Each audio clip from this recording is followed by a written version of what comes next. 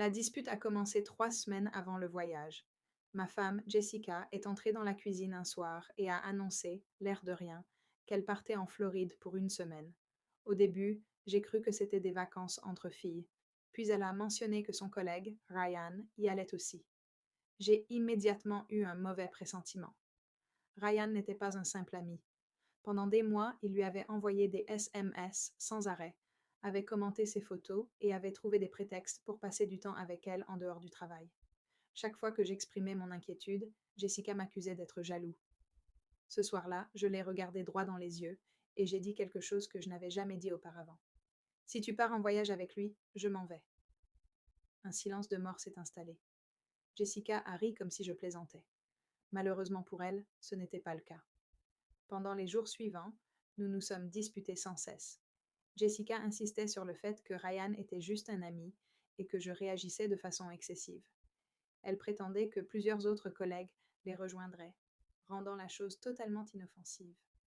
Mais chaque fois que je lui demandais pourquoi elle semblait si enthousiaste à l'idée de passer une semaine avec Ryan en particulier, elle ne donnait jamais de réponse claire. Au contraire, elle se mettait sur la défensive. Plus la date du départ approchait, plus nos conversations devenaient froides. Au fond de moi, j'espérais qu'elle reconsidérerait sa décision. Non pas parce que je voulais contrôler ses choix, mais parce que je voulais qu'elle comprenne l'impact de ses choix sur notre mariage. Au lieu de cela, le matin du voyage, elle a pris sa valise, m'a embrassée sur la joue et est sortie sans se retourner. Le premier jour fut calme. Jessica a envoyé quelques messages comme si de rien n'était. Mais dès le deuxième jour, les publications sur les réseaux sociaux ont commencé à apparaître. Des selfies à la plage, des dîners au coucher du soleil, des photos au bord de la piscine. Puis est arrivée la photo qui a tout changé. Jessica était debout en bikini à côté de Ryan, son bras autour de sa taille. Ils souriaient tous les deux, comme ils étaient les personnes les plus heureuses du monde. Des centaines de personnes l'ont vue, amis, famille, collègues et moi. Sous la photo, elle avait écrit « Créer des souvenirs inoubliables ». Je suis restée longtemps les yeux rivés sur l'écran, non pas par colère, mais parce que j'ai enfin compris quelque chose. Mon avertissement n'avait eu aucune importance pour elle. Les jours suivants n'ont fait qu'empirer. D'autres photos ont fait leur apparition. Des balades en bateau, des promenades sur la plage, des restaurants chics. Sur chaque photo, Ryan semblait plus proche d'elle. Chaque publication était comme une annonce publique, que mon mariage était la chose la moins importante à ses yeux. Des amis ont commencé à m'envoyer des messages pour savoir si tout allait bien. Certains étaient compatissants, d'autres simplement curieux. Je les ai tous ignorés. Pendant ce temps, Jessica m'envoyait de temps en temps des SMS, comme si rien d'inhabituel ne se passait. J'espère que tu vas bien. Tu me manques. J'aimerais que tu sois là. Ces messages étaient de presque insultants. Elle recherchait le réconfort d'un mari, tout en se comportant comme si elle n'en avait pas.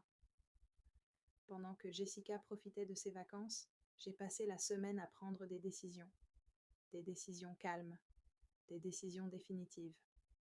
J'ai rencontré un avocat, j'ai examiné nos finances, j'ai rassemblé les documents importants et emballé plusieurs de mes affaires personnelles. Il n'y a eu pas de cris, pas de vengeance, pas de publications dramatiques sur les réseaux sociaux, juste des préparatifs. Chaque pas était étrangement paisible. Pour la première fois depuis des mois, j'ai cessé de lutter contre la réalité et je l'ai acceptée. Jessica avait fait son choix en montant dans cet avion. À présent, je faisais le mien. Au moment où son vol retour fut programmé, tout était prêt. Le jour de son retour, je n'étais pas à l'aéroport. Je ne l'attendais pas non plus à la maison. Au lieu de cela, j'ai passé l'après-midi à finaliser les derniers détails de mon déménagement. Vers 18 heures, mon téléphone vibra. Je viens d'atterrir, m'écrivit-elle joyeusement. J'ai hâte de te voir. Je ne répondis pas. 30 minutes plus tard, un autre message arriva. Tout va bien? Je ne dis toujours rien. Pour la première fois de la semaine, elle semblait incertaine. J'imaginais qu'elle s'attendait à une dispute, peut-être même à une confrontation émotionnelle. Ce à quoi elle ne s'attendait pas, c'était au silence. Le silence peut être bien plus effrayant que la colère, car il laisse les gens seuls avec leurs propres pensées. Quand Jessica arriva enfin dans l'allée, elle remarqua immédiatement que quelque chose avait changé. Mon camion avait disparu. Plusieurs cartons manquaient dans le garage. Le Porsche semblait plus vide que d'habitude. Selon ses dires ultérieurs, c'est à ce moment-là qu'elle sentit son estomac se nouer. Elle se précipita vers la porte d'entrée et entra. La maison était inhabituellement calme, puis elle la vit. Sur le comptoir de la cuisine se trouvait une enveloppe avec son nom écrit dessus. Ses mains se mirent à trembler avant même qu'elle ne l'ouvre. Et lorsqu'elle en lut enfin le contenu, elle se mit à trembler de façon incontrôlable. À l'intérieur de l'enveloppe se trouvait une courte lettre. Pas d'insulte, pas de menace, juste la vérité. Je lui rappelai la conversation que nous avions eue avant le voyage. Je lui rappelai la limite que j'avais clairement fixée.